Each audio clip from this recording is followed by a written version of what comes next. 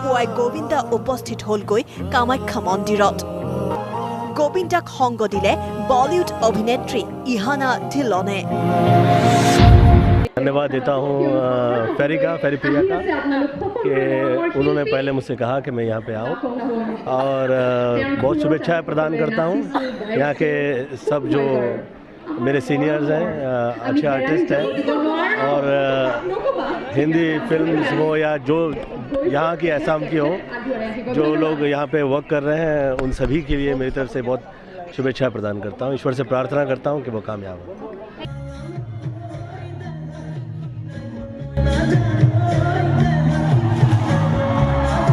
Nice end of course हम माँ के दर्शन करने आए, यहाँ पे दर्शन हो गए हैं, बहुत अच्छे से दर्शन हो गया है एंड यहाँ के लोग बहुत अच्छे हैं, बहुत सपोर्टिव हैं। Thank you so much.